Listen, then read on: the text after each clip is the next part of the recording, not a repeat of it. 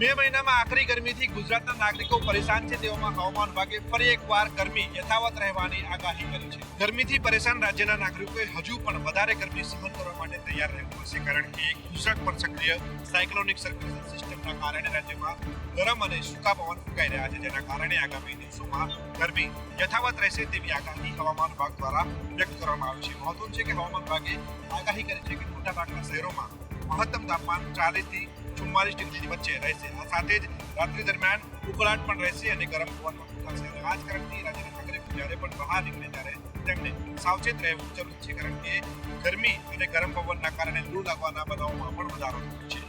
ગુજરાત પર હાલ cyclonic circulation સક્રિય છે અને આ સાયક્લોનિક સર્ક્યુલેશન સક્રિય રહેવાના કારણે રાજ્યમાં મોટાભાગના શહેરોમાં મહત્તમ તાપમાન 40 થી 44 ડિગ્રી આસપાસ રહે તેવી આગાહી છે। આકરી ગરમીમાં ઠંડા કુલ થવા લોકો સ્નો પાર્કમાં પહોંચ્યા। રાજકોટ શહેરમાં છેલ્લા 1 મહિનાથી કાળઝાળ ગરમી પડી રહી છે અને બીજી તરફ બાળકોનું ઉનાળુ વેકેશન ચાલી રહ્યું છે। વેકેશનની મજા માણવા માટે સ્નો પાર્કમાં લોકોની ભીડ જામી છે। -5 ડિગ્રી વાતાવરણ હોવાથી કાશ્મીર અને શિમલા જેવો માહોલ સ્નો પાર્કમાં જોવા મળતો હોય છે। અલગ અલગ એક્ટિવિટી, એડવેન્ચર અને ફોટોગ્રાફી કરી લોકોએ સ્નો પાર્કમાં મોજ માણી હતી અને સ્નો પાર્કમાં ઠંડક અનુભવી હતી। સ્નો પાર્કમાં નાના બાળકો સાથે વડીલોએ અલગ અલગ રમત રમી નાનપણનો આનંદ માણ્યો। અમદાવાદ રાજકોટ એરપોર્ટ પરથી કરોડોની કિંમતની શંકાસ્પદ ચાંદી ઝડપાઈ। ચાંદીની ચમક વધતા બિલ વગરની ચાંદી વહેંચવાનું કૌભાંડ જોરશોરથી ચાલી રહ્યું છે। ત્યારે શનિવારે મુંબઈથી રાજકોટ તરફ આવી રહેલ ફ્લાઇટના કાર્ગોમાં મોટા પ્રમાણમાં શંકાસ્પદ ચાંદી હોવાની સેન્ટ્રલ આઈબીને માહિતી મળી હતી। આ તપાસમાં એટીએસને સાથે રાખીને ચેક કરાતા 400 કિલો જેટલો ચાંદીનો શંકાસ્પદ જથ્થો છે તે મળી આવ્યો હતો, જેમાંથી 180 કિલો ચાંદી બિલ વગરનું માલુમ પડતા રાજકોટની ખાનગી કુરિયર કંપનીના કર્મચારીને એટીએસ અમદાવાદ લઈ ગઈ હતી। ચાંદી વારાણસી તરફથી રાજકોટના વેપારીને મોકલવામાં આવી હતી। સમગ્ર બાબતે સેન્ટ્રલ જીએસટી અને ઇન્કમ ટેક્સ અને ડીજીજીઆઈને પણ તપાસમાં જોડાયા છે। આ સમગ્ર મામલે એક શંકાસ્પદ વ્યક્તિની અટકાયત કરી બિલિંગ સહિતના મામલે તપાસ શરૂ। અમદાવાદ મહાનગરપાલિકામાં ફાઇલો ગુમ થવાનો સિલસિલો યથાવત રહ્યો છે। સતત બીજા મહિને કોર્પોરેશનની ફાઇલ ગુમ થયાનો પત્ર થયો। અમદાવાદ મહાનગરપાલિકાની કામગીરી સામે સવાલ ઊભા થાય તે પ્રકારની 2 ઘટનાઓ 2 મહિનાની અંદર બની છે, જેમાં એપ્રિલ અને મે 2 મહિનામાં 2 ફાઇલો ગુમ થઈ હોવાનો પત્ર કરવામાં આવ્યો છે। મહાનગરપાલિકાના વહીવટીતંત્રની આ ઘોર બેદરકારી સપાટી ઉપર ફરી આવી છે। કોર્પોરેશનમાં અતિ મહત્વની ગણી શકાય એવી ફાઇલો છે એ ટૂંકા ગાળાની અંદર જ ગુમ થઈ છે, જેમાં એપ્રિલ મહિનાની અંદર યુટિલિટી સર્વિસ માટેની જે ફાઇલ હતી તે ગુમ થયાનો પત્ર થયો હતો। તો ફરીથી ચાલુ મહિનાની અંદર ઉત્તર ઝોનમાં પેવર બ્લોકની કામગીરી માટે જ્યારે પૈસા ફાળવવાના હતા ત્યારે એની ફાઇલ મૂળ વિભાગ પાસે ન આવી હોવાની જાણ થતાં કોર્પોરેશને પત્ર કર્યો છે કે આ ફાઇલ ગુમ થઈ છે। કોર્પોરેશનમાં વર્ષે આવી અનેક ફાઇલો ગુમ થતી હોવાનું આના પરથી અનુમાન લગાવી શકાય છે। ઉત્તર ઝોનની અંદર પેવર બ્લોકની કામગીરીની આ ફાઇલ હતી, જે અલગ અલગ મંજૂરીઓ અર્થે વિભાગોમાં ગઈ હતી, પરંતુ પરત ન આવતા કોર્પોરેશને આ પત્ર કરવો પડ્યો છે। ધોરાજીના ફરેણી ગામેથી ગેરકાયદે ખનન ઝડપાયું। રાજકોટનું વહીવટી અને પોલીસ તંત્ર છેલ્લા ઘણા દિવસોથી ખનીજ માફિયાઓ ઉપર તવાઈ બોલાવી રહ્યું છે। એક સમય પોલીસ અને વહીવટી તંત્રને મચક ન આપનારા ખનીજ માફિયાઓની હવે ભીગી બિલ્લી બની ગયા છે, જેમાં ધોરાજીના ફરેણી ગામના તળાવમાંથી માટી ચોરીનું કૌભાંડ ઝડપી પાડી 19.10 લાખનો મુદ્દામાલ કબજે કરવામાં આવ્યો છે, જેમાં જેસીબી, ટ્રેક્ટર સહિતની અલગ અલગ જે મશીનરી છે તેને કબજે કરવામાં આવી છે। ગેરકાયદે ખનનમાં વપરાતા તમામ વાહનો જપ્ત કરવામાં આવતા ખનીજ માફિયાઓમાં ફફડાટ। વસ્તી ગણતરી 2027ના કાર્યક્રમના ભાગરૂપે આજે સ્વગણના કાર્યક્રમ શરૂ થયો છે, જેમાં લોકો જાતે પોતાની માહિતી અપલોડ કરી શકશે। વસ્તી ગણતરી 2027 અંતર્ગત આજથી રાજ્યભરની અને દેશભરની અંદર સ્વગણના કાર્યક્રમ શરૂ કર્યો છે, જેમાં ઓનલાઈન પોર્ટલ ઉપર નાગરિકો પોતાના ઘરની અને ઘરમાં રહેનાર વ્યક્તિઓની માહિતી ઓનલાઈન અપલોડ કરી શકશે। મુખ્યમંત્રી ભૂપેન્દ્ર પટેલે પણ પોતાના નિવાસસ્થાનથી આ માહિતી અપલોડ કરી અને કાર્યક્રમની શરૂઆત કરી હતી। તો અમદાવાદમાં પણ ધારાસભ્યોએ તેને સમર્થન આપી જાતે જ સ્વમૂલ્યાંકન માટે પોતાની માહિતી અપલોડ કરી હતી। અલગ અલગ પોર્ટલની અંદર આ માહિતી અપલોડ કરવાના કારણે જૂન મહિનાની અંદર જ્યારે ગણતરીદારો ઘરે આવે ત્યારે માત્ર એક કોડ આપવાથી ગણતરીદારોને આ ઘરની માહિતી મળી રહેશે, અને જો એ કોડ મેચ ન થાય તો ગણતરીદારોએ ઘરની માહિતી અને ઘરનું મૂલ્યાંકન ફરીથી કરવાનું રહેશે। તે પ્રકારની જોગવાઈ કરવામાં આવી છે। દેશભરની અંદર 15 દિવસ સુધી સ્વમૂલ્ય એટલે કે સ્વ ગણના કાર્યક્રમ અંતર્ગત લોકો જાતે જ પોર્ટલ ઉપર પોતાની માહિતી અપલોડ કરી શકશે। 31 મે સુધી ચાલનારી આ પ્રક્રિયામાં લોકો જાતે માહિતી ભરશે। એની સીધી અસર જૂન મહિનાની અંદર જ્યારે ગણતરીદારો આવે ત્યારે માત્ર એક કોડ આપી અને કામ પૂરું કરી શકાશે। સુરતમાં કપાસ ઉપર આયાત ડ્યુટી હટાવવાની વાતને લઈ ગુજરાતમાં કપાસ પકાવતા ખેડૂતોમાં ભારે રોષ અને આક્રોશ જોવા મળી રહ્યો છે. તાજેતરમાં તમિલનાડુ સરકાર દ્વારા કેન્દ્ર સરકાર સમક્ષ કપાસ પરની આયાત ડ્યુટી સંપૂર્ણપણે હટાવી લેવાની માંગ કરવામાં આવી છે. તમિલનાડુ સરકારની આ માંગ સામે આવતા જ ગુજરાતના ખેડૂતોમાં રોષ ફાટી નીકળ્યો છે. ખેડૂતોને ડર છે કે જો વેરા મુક્ત આયાતને મંજૂરી મળશે તો સ્થાનિક બજારોમાં કપાસના ભાવ તળિયે બેસી જશે અને ખેડૂતોને મોટું નુકસાન વેઠવાનો વારો આવશે. આ ગંભીર મુદ્દોને સુરતના અગ્રણી ખેડૂત આગેવાન જયેશ પટેલે સીધો દેશના વડાપ્રધાન નરેન્દ્ર મોદીને પત્ર લખીને ઉગ્ર રજૂઆત કરી છે. પત્રમાં સ્પષ્ટ માંગ કરી છે કે કપાસ પરની 11% આયાત ડ્યુટીને કોઈપણ સંજોગોમાં હટાવવામાં ન આવે અને તેને યથાવત રાખવામાં આવે જેથી સ્થાનિક ખેડૂતોના હિતોનું રક્ષણ થઈ શકે. જયેશ પટેલની રજૂઆત બાદ વડાપ્રધાનના કાર્યાલયથી આ મુદ્દાને કેટલા ભાર ઉપર મૂકવામાં આવે છે તે હવે જોવાનું રહેશે. વડોદરાના છાણી વિસ્તારમાં આવેલી નર્મદાની મુખ્ય કેનાલમાં અચાનક ગાબડું પડતા સ્થાનિકોમાં રોષ અને ભયનો માહોલ જોવા મળી રહ્યો છે. વડોદરાના છાણી વિસ્તારમાં આવેલી મુખ્ય જે નર્મદાની કેનાલ છે ત્યાં અચાનક મસમોટું ગાબડું પડતા લોકોમાં ભયનો માહોલ સર્જાયો છે. કરોડો રૂપિયાના ખર્ચે તૈયાર થયેલી કેનાલની ગુણવત્તા સામે પણ હવે સવાલો ઊભા થયા છે. ગાબડું એટલું મોટું છે કે આસપાસના રહેણાંક વિસ્તારમાં પણ જોખમ ઊભું થાય તેવી સ્થિતિ જોવા મળી રહી છે. અગાઉ પણ આ કેનાલમાં અનેક અકસ્માતોની ઘટનાઓ બની ચૂકી છે જેમાં લોકોએ જીવ ગુમાવવાનો પણ વારો આવ્યો છે. છતાં તંત્ર દ્વારા પૂરતી તકેદારી લેવામાં આવતી નથી તેવું સ્થાનિકો કહી રહ્યા છે અને સ્થાનિકોમાં ભારે રોષ પણ જોવા મળી રહ્યો છે. હવે લોકો તાત્કાલિક રીતના મરામત થવી જોઈએ અને જવાબદાર લોકો સામે કાર્યવાહીની માંગ કરી રહ્યા છે. છાણીમાં આવેલી જે નર્મદાની કેનાલ છે તેમાં ગાબડું પડ્યું છે અને ગાબડું પડતાની સાથે સ્થાનિકોમાં પણ ભય જોવા મળી રહ્યો છે. સ્થાનિકોનું કહેવું છે કે આનું તાત્કાલિક ધોરણે સમારકામ થવું જોઈએ અને જે અધિકારીઓએ આ કેનાલમાં જોવા માટે નથી આવતા તેમની સામે કડકમાં કડક કાર્યવાહી થવી જોઈએ તેવી માંગ પણ ઉઠી છે.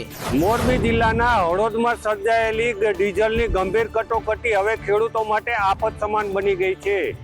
હળવદ તાલુકાના ગ્રામ્ય વિસ્તારોમાં છેલ્લા કેટલાક દિવસોથી ડીઝલની ગંભીર પરિસ્થિતિ ધારણ કરી લીધી છે. હાલ ખેડૂતોએ વાવણી પૂર્વે ખેતરો તૈયાર કરવાની કામગીરી શરૂ કરી છે. ટ્રેક્ટર દ્વારા ખેડ અને અન્ય કૃષિ કામગીરી માટે રોજબરોજ માટે મોટી માત્રામાં ડીઝલની જરૂર પડે છે, પરંતુ પેટ્રોલ પંપ પર ડીઝલનો પુરવઠો મર્યાદિત હોવાથી ખેડૂતોને પૂરતું ડીઝલ મળી રહ્યું નથી. અનેક પંપ પર એક વ્યક્તિને માત્ર 20 લીટર સુધી ડીઝલ આપવામાં આવતું હોવાનું સામે આવ્યું છે, જેના કારણે ખેડૂતોએ દિવસમાં અનેકવાર પંપ પર ચક્કર ખાવા પડી રહ્યા છે. ખેડૂતોનું કહેવું છે કે એક દિવસમાં ટ્રેક્ટરમાં ઓછામાં ઓછું 40 લીટર જેટલું ડીઝલ જરૂરી બને છે, પરંતુ અડધું ડીઝલ મળતું હોવાથી ખેડૂતોની કામગીરી પર અસર થઈ રહી છે. વહેલી તકે ડીઝલની સમસ્યા નિવારવામાં નહીં આવે તો ખેડૂતોનો ચોમાસું પાક નિષ્ફળ જઈ શકે તેમ છે. સુરત જિલ્લા કોંગ્રેસનો એક જ દિવસે એક જ સમયે બે અલગ અલગ સ્થળોએ કાર્યક્રમ યોજાતા રાજકીય ગરમાવો આવ્યો છે. સુરતમાં કોંગ્રેસનો આંતરિક જૂથવાદ ફરી એકવાર જાહેરમાં આવ્યો છે. સુરત જિલ્લા કોંગ્રેસ દ્વારા એક જ દિવસે અને એક જ સમયે બે અલગ અલગ સ્થળોએ કાર્યક્રમ યોજાતા રાજકીય ગરમાવો આવ્યો છે. બંને જૂથો દ્વારા સામસામે કાર્યક્રમ યોજી એક પ્રકારે શક્તિ પ્રદર્શન કરવામાં આવી રહ્યું હોય તેવા દ્રશ્યો જોવાઈ રહ્યા છે.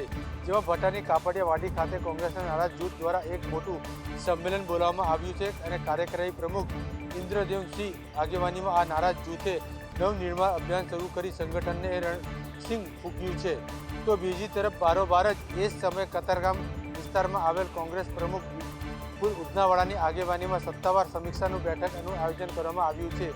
એક તરફ સત્તાવાર પ્રમુખની બેઠક અને બીજી તરફ કાર્યકારી પ્રમુખની આગેવાનીમાં નારાજ જૂથનું અભિયાન. આ બંને સત્તાવાર કાર્યક્રમના પગલે સુરત કોંગ્રેસમાં ચાલી રહેલા રાજગૃહ હવે ચકચારે ચઢ્યો છે અને કાર્યકરો પણ નિદ્રામાં મુકાયા છે. હવે એ જોવાનું રહ્યું કે પ્રદેશ દ્વારા નેતાઓમાં પડેલા ભંગાણને ડામવામાં સફળ રહે છે કે કેમ. કેન્દ્રીય ગૃહ અને સહકારિતા મંત્રી અમિત શાહના ગુજરાત પ્રવાસનો આજે બીજો અને છેલ્લો દિવસ. તેમણે બીજા દિવસે ગાંધીનગરમાં અલગ અલગ 9 કાર્યક્રમોમાં હાજરી આપી તો કાર્યકર્તાઓને ચૂંટણીલક્ષી માર્ગદર્શન આપ્યું.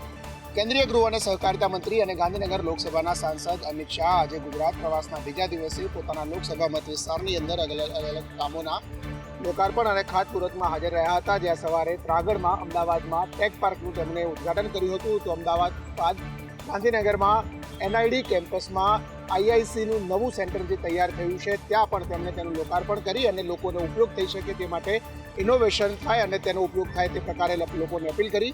તો ગાંધીનગર કોર્પોરેશનના 260 કરોડના વિકાસ કામોના લોકાર્પણ ખાતમુહૂર્ત બાદ તેમણે કાર્યકર્તાઓમાં સંગઠનલક્ષી માર્ગદર્શન આપ્યું. તો સાથે દશેલા ખાતે તૈયાર થયેલા મધુર ડેરીના નવા પ્લાન્ટનું પણ તેમણે લોકાર્પણ કરી કાર્યકર્તાઓને સંબોધન કર્યું હતું.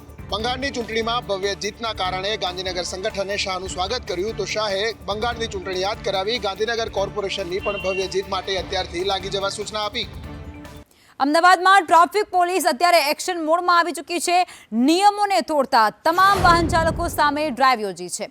અમદાવાદના વિવિધ વિસ્તારોમાં કડક ચેકિંગ પ્રક્રિયા શરૂ થઈ ચૂકી છે, જેમાં બ્લેક ફિલ્મ, કાચ, ફેન્સી નંબર પ્લેટ, હેલ્મેટને લઈ અને સખત કાર્યવાહી થઈ રહી છે, જેમાં 5 જેટલી 4 વ્હીલર ડિટેન પણ કરવામાં આવી છે.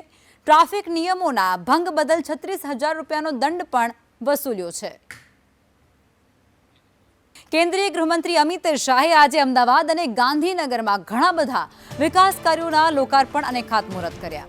ગાંધીનગરમાં તેમણે મધુર ડેરી પ્લાન્ટનું લોકાર્પણ કર્યું અને આ સાથે જ એનઆઈડીના નવનિર્મિત ઇનોવેશન સેન્ટરને પણ ખુલ્લું મૂક્યું. અમદાવાદમાં શાહે મિલિયન માઇલ્સ ટેક પાર્કનું ઉદ્ઘાટન કરાવ્યું. તો ગાંધીનગર મનપાના 600 કરોડ રૂપિયાના વિકાસ કાર્યોના લોકાર્પણ અને ખાતમુહૂર્ત કરાવ્યા.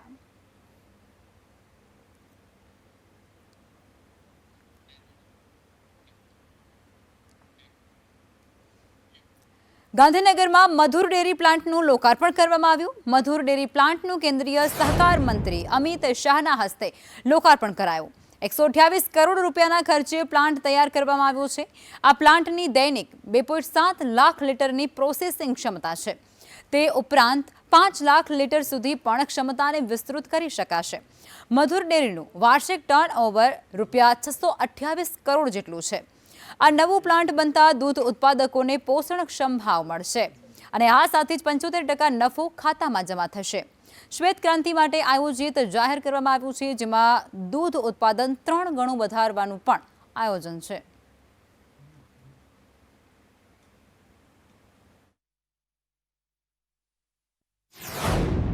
લગભગ 128 કરોડના ખર્ચે 15 એકર જમીન પર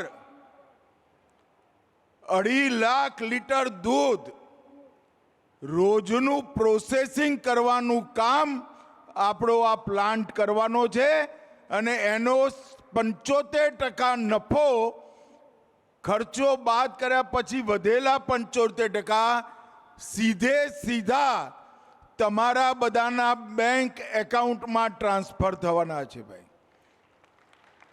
એટલે છાશ પીવાવાળા, દૂધ પીવાવાળા, દહીં અને ઘી ખાવાવાળાને જે ફાયદો થશે એ થશે, પણ સૌથી મોટો ફાયદો સામે બેઠેલી મારી પશુપાલક માતાઓ બહેનોનો થવાનો છે.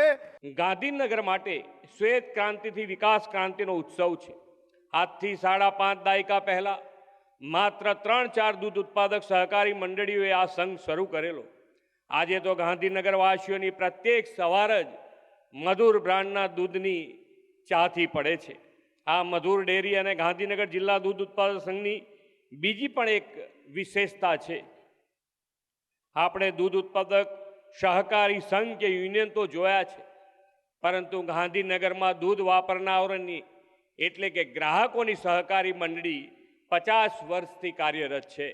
એટલું જ નહીં, મધુર ડેરીના દૂધનું વિતરણ 15,000 સભાસદો ધરાવતી આ મંડળી 230 વિતરણ કેન્દ્રો પરથી કરે છે.